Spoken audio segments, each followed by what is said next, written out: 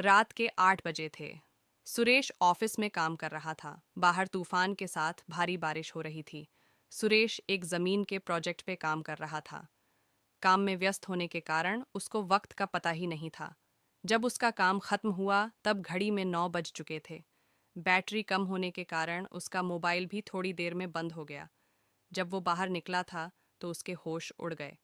काली अंधेरी रात थी। सुनसान रास्ता था और आसपास में कोई नहीं था। तूफान के साथ तेज बारिश गिर रही थी। भारी बारिश की वजह से बिजली के खंभे से सारी बत्तियां भी बुझ चुकी थीं। सुरेश ने जैसे तैसे करके अपना स्कूटर निकाला और अपने घर की ओर जाने लगा। कुछ देर बाद अचानक रास्ते में एक बिल्ली दिखाई दी, इसलिए सुरेश ने स्कूटर को ब्रेक लगाई।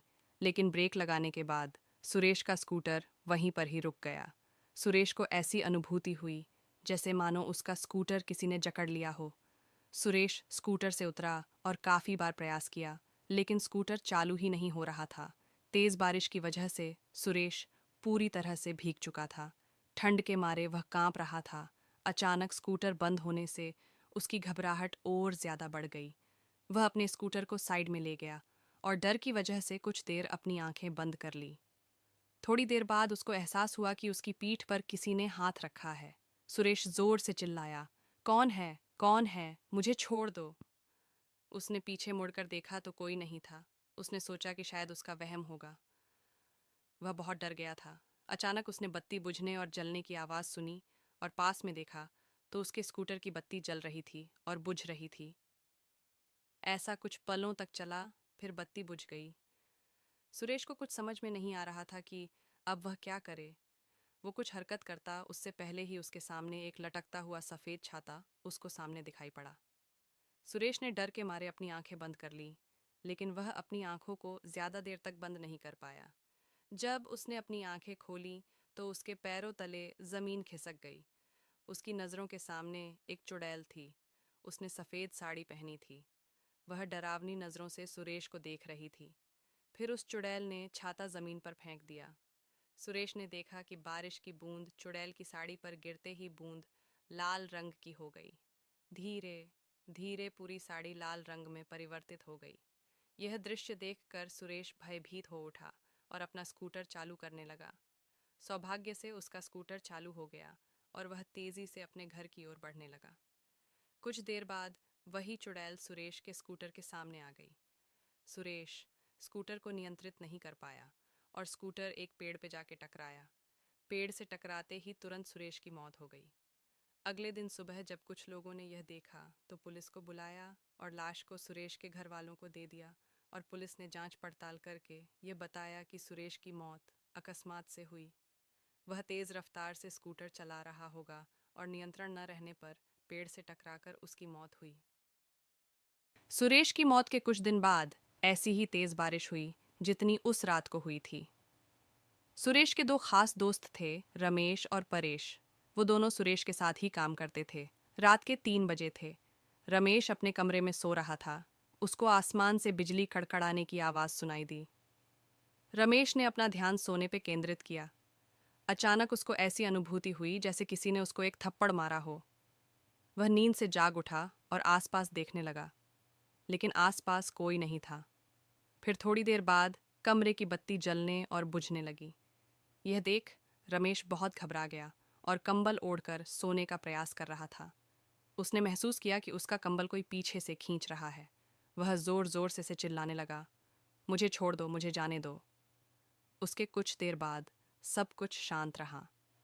फिर अचानक खिड़की अपने आप खुल गई और उसमें से एक हाथ बाहर से अंदर आया, जिसकी हथेली पर खून ही खून था। उस हाथ ने कसकर रमेश का गला पकड़ा और उसको मौत के घाट उतार कर रस्सी की मदद से पंखे के नीचे लटका दिया। अगले दिन सुबह रमेश का दोस्त परेश जब उसको बुलाने आया तब उसने यह दृश्य देखा और तुरंत पुलिस को सूचना दी। पुलिस ने जांच पड़ताल करके इसको खुदकुशी का नाम दिया और कहा कि रमेश ने तनाव और किसी बात के दबाव में आके आत्महत्या की होगी।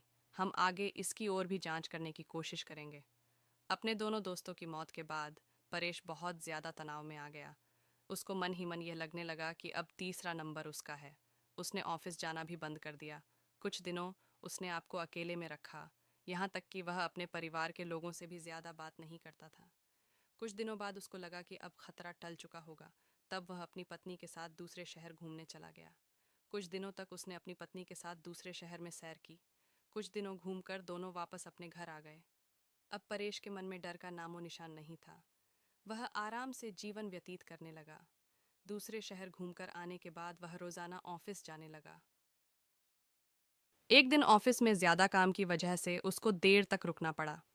उस रात को भी तूफान के साथ भारी बारिश हो रही थी। परेश अपनी कार में बैठकर घर के लिए रवाना हुआ। रास्ते में एक बड़े से खड्डे के साथ उसकी गाड़ी टकराई और कार का एक पहिया खड्डे में गिर गया। परेश कार से नीचे उतरा और बहुत प्रयास किया, लेकिन पहिया खड्डे से नहीं निकला। परेश कोशिश कर रहा था कि एक औरत वहां से गुजरी। उस औरत ने बड़े प्यार से रमेश को कहा, सुनिए, क्या मैं आपकी मदद करूं? रमेश ने कहा, नहीं, मुझसे ही नहीं हो रहा है, तो आपसे थोड़ी होगा। फिर भी आपको लगता है तो आप एक बार प्रयास कीजिए। उस औरत ने कार को पीछे से सिर्फ थोड़ा सा धक्का मारा और कार का पहिया खड्डे से निकल गया। परेश ने उस औरत का धन्यवाद किया और उनको पूछा, आपको कहाँ जाना है? इतनी रात को आप अकेले कहाँ जाओगे? आप मुझे बताइए, मैं आपको जहाँ जाना है छोड़ देता हूँ। जी धन्यवाद आपका। यहाँ से थोड़ा आगे एक तालाब वाली गली आती है, वहाँ मुझे छोड़ दीजिएगा। तालाब के पास में ही मेरा घर है, औरत ने जवाब दिया। परेश ने उस औरत को अपनी कार में बिठाया और आगे बढ़ा। परेश को थोड़ा डर जरूर लग रहा था, लेकिन उसने गाड़ी चलाने पे ध्यान केंद्रित किया। थोड़ी देर बाद पीछे से आवाज आई, बस यहाँ पे रोक दीजिए, मेरा घर पास में ही है। परेश ने कार रोक दी और उनको उतरने को कहा। अचानक उसने पीछे से डरावनी आवाज सुनी, परेश, अब तू गया, तेरा अंत अब नजदीक है, मैं तुझे नहीं छोड़ूंगी। परेश ने पीछे मुड़कर देखा तो उसके होश उड़ गए। वो औरत एक खौफनाक चुड़ैल में परिवर्तित हो गई थी। उस चुड़ैल ने जोर से परेश को धक्का दिया और उसको कार से नीचे गिरा दिया। फिर परेश को घसीटकर तालाब की ओर ले जाने लगी। परेश बहुत चीखा और चिल्लाया, लेकिन चुड़ैल ने उसकी एक नहीं सुनी। परेश ने चुड़ैल से कहा, कृपया मुझे छोड़ दो, मुझे जाने दो, मैंने आपका क्या बिगाड़ा है?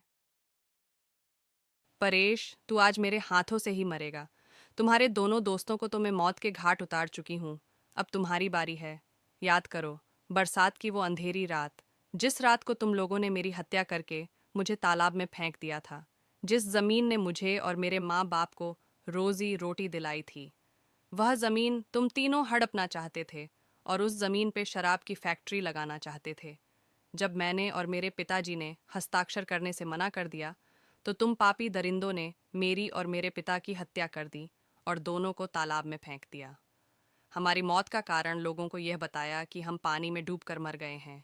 मैं उस जमीन पे कभी भी शराब की फैक्ट्री नहीं चलने दूंगी, तथा मैं वापस मेरे और मेरे पिताजी का बदला लेने के लिए आई हूँ।